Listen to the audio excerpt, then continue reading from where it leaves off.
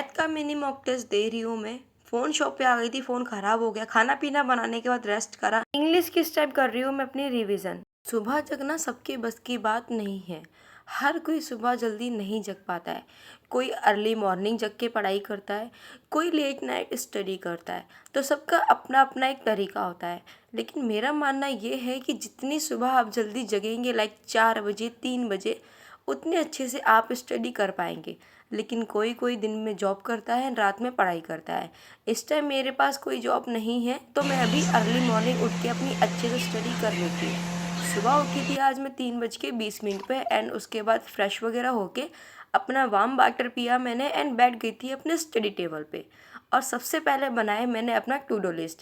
To do list बहुत ज़्यादा important है आपके लाइफ में, कि आप क्या करते हैं एंड कितना टाइम देते हैं अपने स्टडी को। मेक श्योर ये कि आप जब टू डू लिस्ट बना रहे हैं तो आप अपने माइंड में भी ये चीज़ फिट कर लें कि ये सिर्फ आपको लिखना नहीं है, इस चीज़ को फॉलो करना बहुत ज़्यादा ज़रूरी है।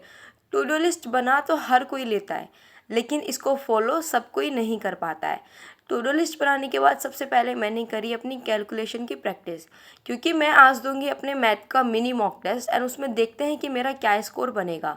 मॉक टेस्ट से ही हमें पता चलेगा कि हमारी क्या मिस्टेक हो रही है, एंड उसी मिस्टेक पे हम वर्क करेंगे तभी हमारा स्कोर इंगेज करेगा। स्कोर में ग्रोथ करने के लिए एनालिसिस करना हमें बहुत ज़्यादा ज़रूरी है।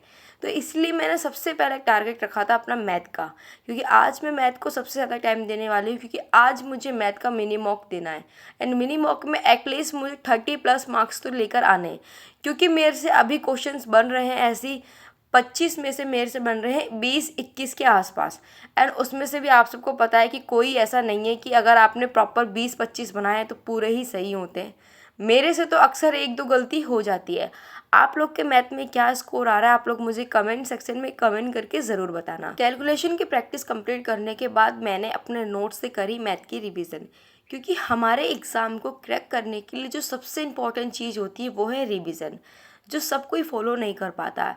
तो आप लोग को ध्यान रखना है कि जो भी आप नोट्स बना रहे हैं उसका रिवीजन करना बहुत ज़्यादा इंपॉर्टेंट है। लगभग 3 घंटे पढ़ने के बाद मुझे भूख लगी थी, मैंने खाए लड्डू।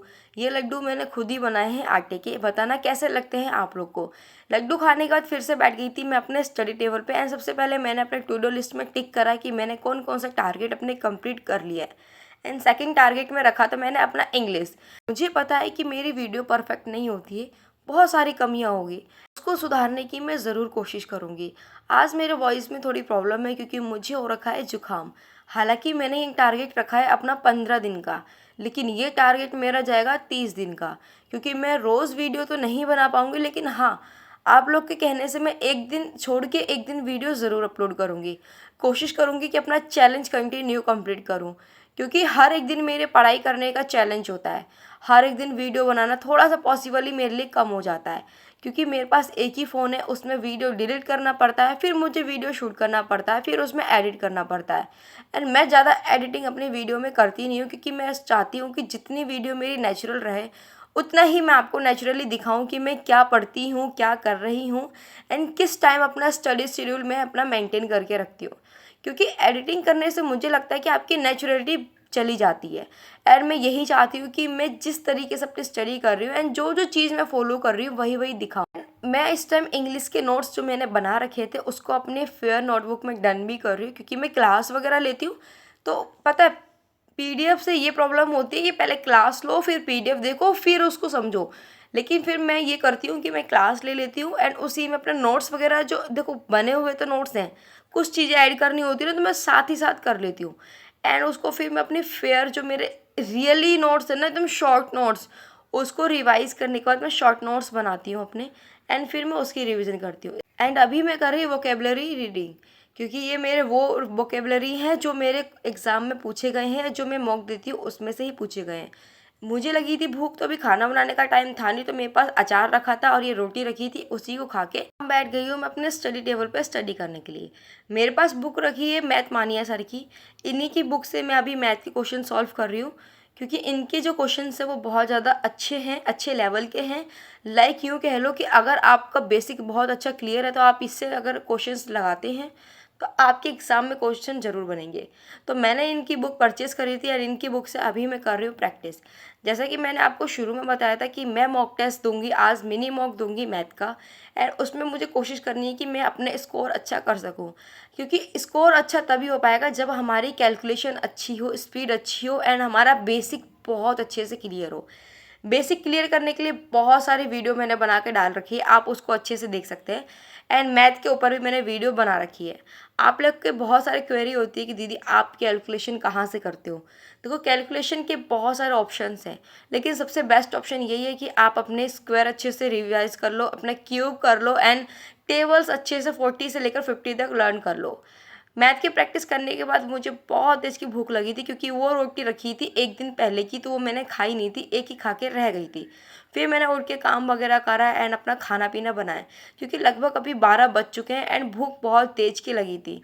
और खाना पीना बनाने के बाद नहा धो के मैंने खाना खाया एंड अब मैं करूँगी थोड़ा सा रेस्ट करके उठी। मैंने बनाया अपने लिए कॉफ़ी एंड कॉफ़ी पी के अपना माइंड फ्रेश करा, क्योंकि अब मैं देने वाली हूँ अपना मॉक टेस्ट। मॉक टेस्ट देने से पहले मैंने अपनी नींद अच्छे से भगा ली, अपना माइंड अच्छे से फ्रेश कर लिया, ताकि मेरे को मॉक टेस्ट में झपकी ना आए। क्योंकि मेरे साथ अक्सर ये होता है, मैं एग्ज़ाम में आधा घंटा पहले पहुँच जाती हूँ, एंट्री जल्दी कर लेती हूँ एंड वहाँ पे मुझे झपकी आने लगती है।